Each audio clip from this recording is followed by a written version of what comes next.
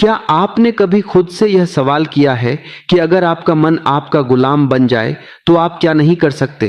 क्या आपने कभी महसूस किया है कि आपकी जिंदगी में सबसे बड़ी लड़ाई बाहर की दुनिया से नहीं, आपके अपने मन से है? सुबह उठने का मन नहीं करता, कुछ नया सीखने का मन नहीं करता, बुरी आदतें छोड़ने का मन नहीं करता, गुस्सा आ जाता है, मन भटक जाता है, काम का मन नहीं करता, और फिर दिन के अंत में पछतावा होता है कि आज भी खुद से हार गया। कभी सोचा है कि ऐसा क्यों होता है? इस वीडियो में हम उसी गहराई तक उतरेंगे जहां से यह सारा खेल शुरू होता है, आपके मन से। और बात बस समझने की नहीं है, बात है जागने की, सच को देखने की और अपने मन को साधने की। क्योंकि जिसने अपने मन को साध लिया उसने सारा संसार जीत लिया। तुम जो सोचते हो वही बन जाते हो।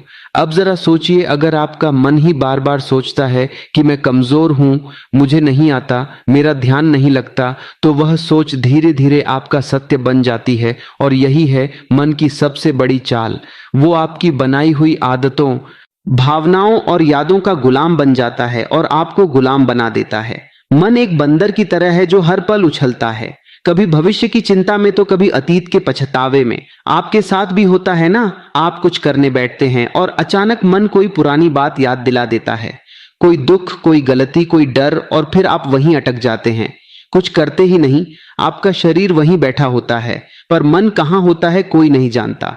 अब जरा सोचिए, ये वही मन है जो आपको महान बना सकता है, अगर आप इसे समझ लें, इसे दिशा दे दें। क्योंकि मन खुद नहीं जानता कि क्या अच्छा है क्या बुरा है, वह तो बस जिस चीज को आप बार बार दोहराते हो उसी को सच मान लेता है। अगर आप हर रोज खुद से कहते हो मैं कुछ नहीं कर सकता, मेरा मन नहीं लगता, मेरी किस्मत खराब है, तो मन वही दोहराएगा, वही परोसता रहेगा और आप उसी में डूबते जाओगे। पर अब वक्त आ गया है कि आप इस मन को पहचानो, इसका व्यवहार समझो, इसकी चालाकी पकड़ो और इसे खुद के अधीन करो। मनोविज्ञान कहता है कि हमारे 95% निर्णय हमारे अवचेतन मन से लिए जाते हैं। यानी हम जो सोचते हैं, जो महसूस करते हैं, उसका बड़ा हिस्सा हमें पता भी नहीं चलता और फिर भी वही हमारे जीवन की दिशा तय करता है। यानी अगर आपने अपने मन को सही प्रशिक्षण नहीं दिया तो वह बिना आपकी मर्जी के आपको वहां ले जाएगा जहां आप कभी नहीं जाना चाहते थे। अब एक बात ध्यान से समझो, अगर आपका मन ही नियंत्रण में नहीं है तो दुनिया का कोई लक्ष्य, कोई रिश्ता, कोई सफलता आपको संतोष नहीं दे सकती। क्योंकि उस सब को जीने के लिए सबसे पहले जिस चीज की जरूरत है वो है मन की स्थिरता। आधुनिक विज्ञान भी यही कहता है, दिमाग की वायरिंग और फायरिंग, यानी आप जैसे सोचते हो वैसे ही आप बनने लगते हो। हर बार जब आप नकारात्मक सोचते हो, आपका दिमाग उसी सोच की आदत डाल लेता है और यही आपकी आइडेंटिटी बन जाती है। अब जरा रुकिए और सोचिए, क्या आप वाकई अपने मन के मालिक हैं या फिर आपका मन ही आपको चला रहा है? यही है वह सवाल जो इस वीडियो की शुरुआत है। क्योंकि जब तक आप इस सवाल का जवाब खुद नहीं ढूंढोगे, तब तक कोई बाहरी ज्ञान, कोई मोटिवेशन, कोई तरीका काम नहीं करेगा। इस वीडियो में हम आपके सामने वो रहस्य खोलने वाले हैं जिसके बाद आप जानोगे कि मन को जीतना क्या होता है और कैसे हर आम इंसान अपने मन की शक्ति को जागृत कर सकता है। और याद रखिए, मन को जीतना कोई एक दिन का काम नहीं है, यह एक अभ्यास है, एक यात्रा है, एक युद्ध है जो हर दिन लड़ा जाता है। लेकिन अगर आप इस युद्ध को समझ लें तो जीत पक्की है। अब हम उस बिंदु पर पहुंच चुके हैं जहां से असली सफर शुरू होगा। इस सफर में हम जानेंगे मन को कंट्रोल करने की 5 सबसे शक्तिशाली विधियां जो न केवल आपके विचारों को बदलेंगी बल्कि आपके जीवन की दिशा ही मोड़ सकती है। तो बने रहिए इस वीडियो के साथ, क्योंकि अब जो आएगा वो सिर्फ जानकारी नहीं, जागृति है। पहली विधि, सकारात्मक आत्मवार्ता, पॉजिटिव सेल्फ टॉक।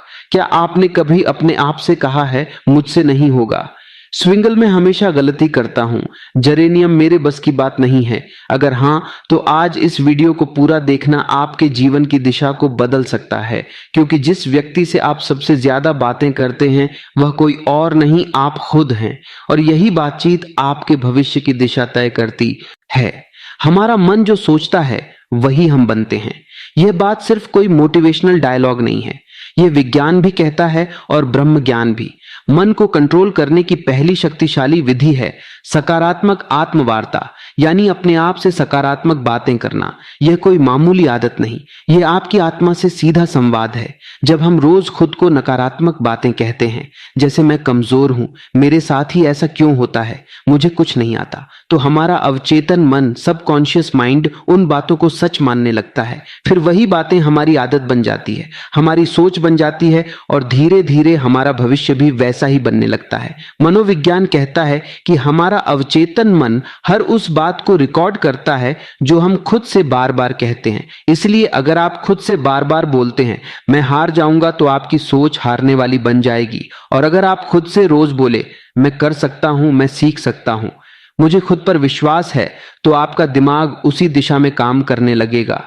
सफलता की दिशा में इस आत्मवार्ता का असर केवल आपके आत्मविश्वास पर ही नहीं पड़ता, बल्कि यह आपके शरीर की ऊर्जा, आपके फैसले और आपकी दृष्टि तक को प्रभावित करता है। गौतम बुद्ध ने कहा था मन ही सब कुछ है, जैसा तुम सोचते हो वैसे ही बन जाते हो। उनकी यह बात आज के विज्ञान से भी मेल खाती है। पॉजिटिव सेल्फ टॉक हमारे न्यूरॉन्स को नए रास्ते बनाने पर मजबूर करती है। यानी जब आप बार बार खुद से अच्छा बोलते हैं, तो आपका दिमाग नई संभावनाओं के लिए खुलने लगता है। अब सवाल उठता है, ये सकारात्मक आत्मवार्ता करनी कैसे है? सबसे पहले हर सुबह उठते ही अपने आप से एक बात जरूर कहिए, मैं आज पहले से बेहतर हूं और हर दिन आगे बढ़ रहा हूं। यह छोटे छोटे वाक्य आपके दिन की दिशा तय करते हैं। दूसरा, जब भी कोई काम मुश्किल लगे तो खुद से यह मत कहो कि मुझसे नहीं होगा, बल्कि कहो यह चुनौती है और मैं इसे सीखने का मौका मानता हूं। इस सोच से आपका डर छंटने लगता है। तीसरा, अगर आप किसी गलती को लेकर खुद को कोसते हो, तो उसी समय खुद से कहो मैं सीखने वाला हूं, गलती मेरी पहचान नहीं है। यह आत्म स्वीकृति आपके मन को बोझ से मुक्त करती है। दुनिया में कोई भी सफलता तब तक नहीं आती जब तक आप खुद पर विश्वास करना नहीं सीखते, और यह विश्वास तब पैदा होता है जब आप खुद से बात करना शुरू करते हैं, सकारात्मक ढंग से। अब यहां एक बात और समझना बेहद जरूरी है।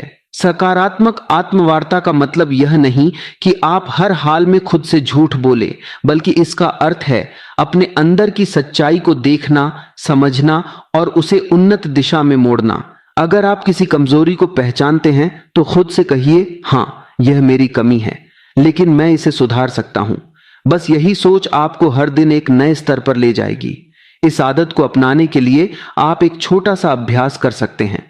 रोज रात को सोने से पहले अपने आप से 3 सकारात्मक बातें बोलिए, जैसे आज मैंने खुद पर काम किया, मैं आगे बढ़ रहा हूं, मुझे खुद से प्यार है। ये बातें छोटी लगती हैं, लेकिन यही छोटी बातें आपके अंदर की जंग को जीतने में मदद करती हैं। बुद्ध कहते हैं, खुशी हमारे अपने विचारों पर निर्भर करती है। तो अगर आपके विचार आपके खुद के बारे में नकारात्मक होंगे, तो आपके जीवन का हर कोना दुखी लगेगा। लेकिन अगर आप अपने अंदर सकारात्मक ऊर्जा भरते हो, तो मुश्किलें भी साधारण लगने लगती हैं। अब ध्यान दीजिए, यह तो सिर्फ पहली विधि थी, मन को नियंत्रित करने की शुरुआत। इस यात्रा में आगे और भी गहराई है, और अब हम प्रवेश करेंगे दूसरी विधि में, जो आपके मन को स्थिरता और गहराई प्रदान करेगी, ताकि आप ना केवल सोएं सकारात्मक, बल्कि महसूस करें आत्मिक शक्ति। दूसरी विधि, लक्ष्य निर्धारण, गोल सेटिंग। क्या आपने कभी सोचा है कि मन भटकता क्यों है? क्यों हम अक्सर एक काम शुरू तो करते हैं लेकिन बीच में ही छोड़ देते हैं? क्यों हमारा मन कभी अतीत की यादों में उलझा रहता है, तो कभी भविष्य की चिंता में खोया रहता है? इसके पीछे एक गहरी वजह है अस्पष्टता। मन को दिशा तब मिलती है जब उसे पता हो कि उसे जाना कहां है, और जब यह दिशा नहीं होती तो मन बिल्कुल उस घोड़े की तरह होता है जो खुली जमीन में बेतहाशा दौड़ रहा हो, बिना किसी मंजिल के। इसलिए मन को नियंत्रित करने की दूसरी शक्तिशाली विधि है लक्ष्य निर्धारण।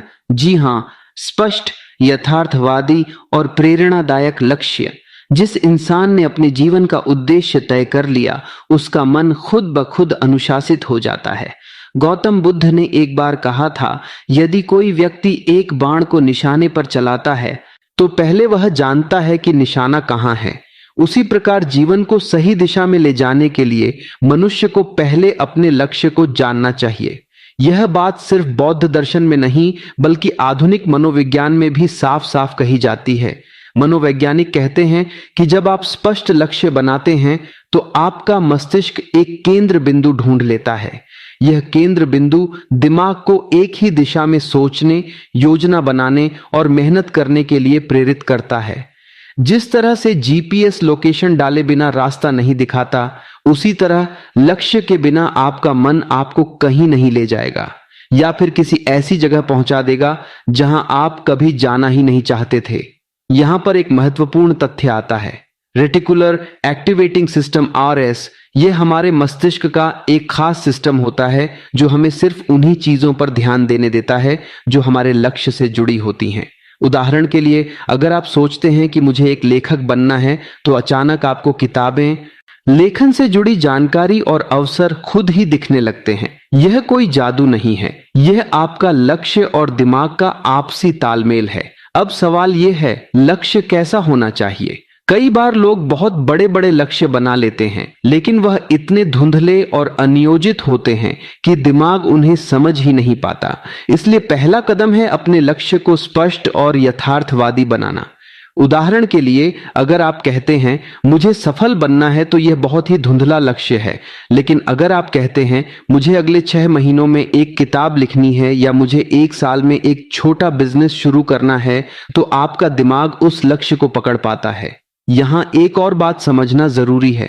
लक्ष्य केवल मस्तिष्क को दिशा ही नहीं देता, बल्कि भावनात्मक ऊर्जा भी प्रदान करता है।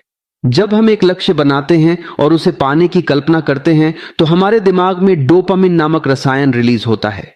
यह रसायन हमें खुशी, प्रेरणा और एक सकारात्मक ऊर्जा देता है। यानी लक्ष्य केवल मन को रोकता नहीं, बल्कि उसे चलने की सही प्रेरणा भी देता है। अब एक और सवाल उठता है, क्या एक लक्ष्य ही काफी है? तो इसका उत्तर है नहीं। लक्ष्य का विभाजन होना चाहिए। दीर्घकालिक लॉन्ग टर्म, मध्यकालिक मिड टर्म और लघुकालिक शॉर्ट टर्म। क्योंकि जब हम एक बहुत दूर का लक्ष्य बनाते हैं और उसके बीच कोई पड़ाव नहीं रखते, तो हमारा मन थक जाता है और कहता है अभी तो बहुत दूर है, फिर कभी शुरू करेंगे। इसीलिए छोटे छोटे पड़ाव होना जरूरी है, ताकि मन को हर पड़ाव पर एक संतुष्टि और प्रगति की भावना मिलती रहे।